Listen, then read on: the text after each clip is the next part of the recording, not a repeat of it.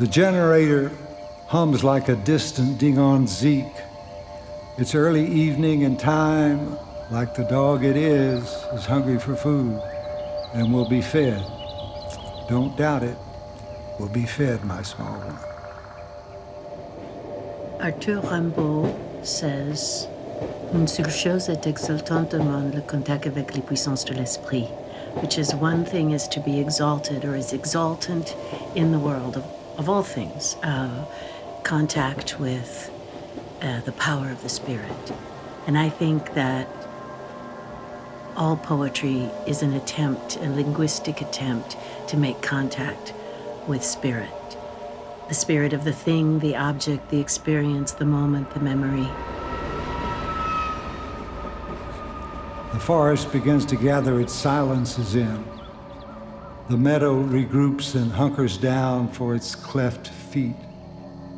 Something is wringing the rag of sunlight inexorably out and hanging. Something is making the reeds bend and cover their heads. Something is licking the shadows up and stringing the blank spaces along, filling them in. Something is inching its way into our hearts, scratching its blue nails against the wall there. Should we let it in? Should we greet it as it deserves? Hands on our ears, mouths open?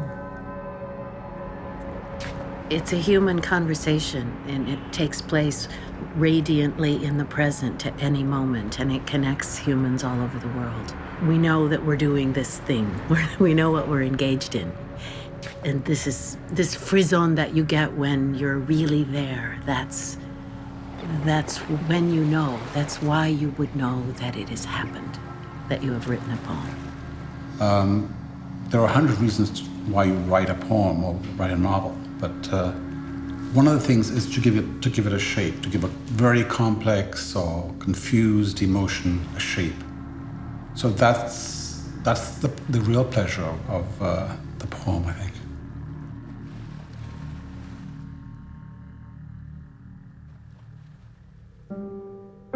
On the first day of your death, it is quiet, it is dormant like a doormat. No 1 foot touch its welcome. Its dust on the floor is not disturbed, nor are the sleeping spirits of this house. I sit here in this chair, trying to unravel time so that it wouldn't nap and twine.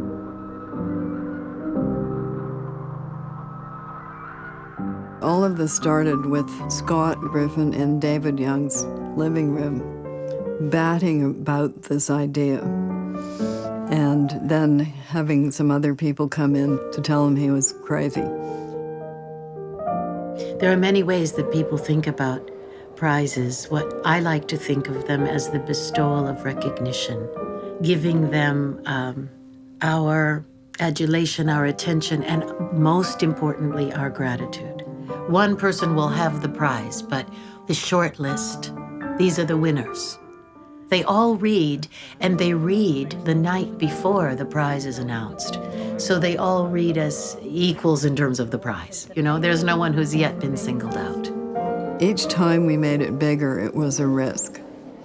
You know, if you put it in a bigger space, will you be able to fill it? And now it's a hot ticket. 10 years later, it's always full. Poetry is oral. It has that's its tradition, and that's part of its strength. You're missing out on a whole dimension of poetry if you don't hear it read properly, ideally by the poet. If red is the color of art pain, if arto is a cliche, if artists tell you art is before thought, if you want to know things like where that leg is exactly, if the horses were exhausted. The There's a kind of communion that operates between the work of art and the person who experiences that art. And that is the excitement for me anyway of truly great art, is that bonding you get where the art starts to open up and you feel it and see it properly.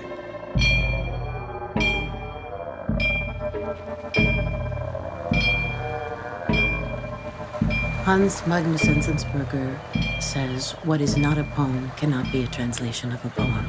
When we're translating, we're bearing the poem across the bridge from one language to another. What makes it across the bridge is not the music, perhaps, is not the prosody of the original language, but if the spirit of the poem is there, and we have made the attempt to come as close as we can to the sensibility of the poet, then I think the translation can be something successful and important. They turn out the lamplight, and its white globe glimmers for a moment, an asprin rising and falling, then dissolving in a glass of darkness. Around them, the hotel walls slide like a backdrop up into the night sky. Love's drama has died down, and they're sleeping now. But their dreams will meet as colors meet and bleed into each other in the dampened pages of a child's painting book. All around is dark and silent. The city has drawn in, extinguishing its windows.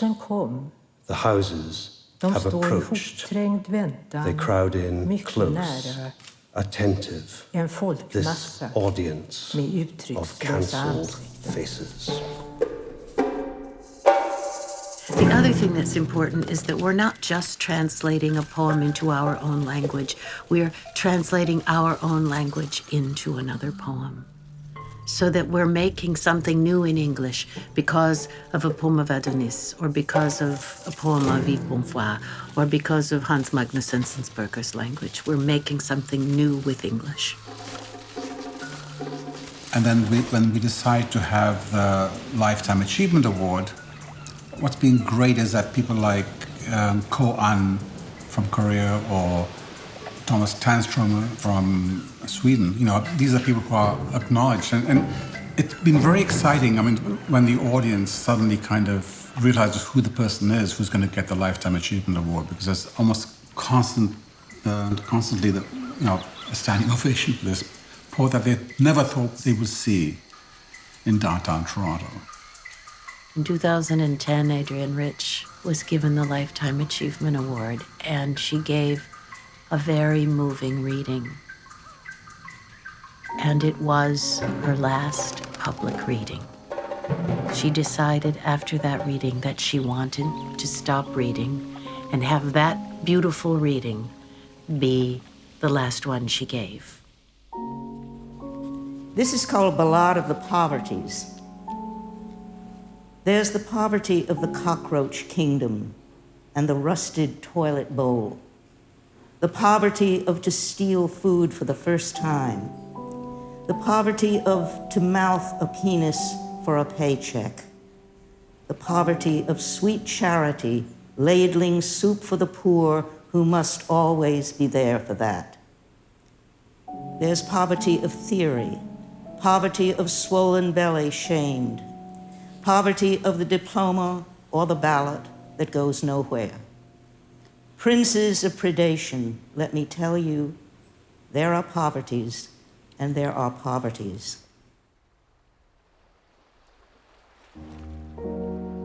Over the centuries, we've evolved a prosody in all of our languages, prosodies, having to do with the musicality, the rhythms, the deep metaphors, the associational magic of metonymy and so on. We've perfected this art, and now all poets are born on the shoulders of those who've come before them. Odysseus Elitis has a wonderful metaphor for this, where he's floating in the sea, and the sea is language, and the raft are all the poets that have preceded him, buoying him up while he continues this great making.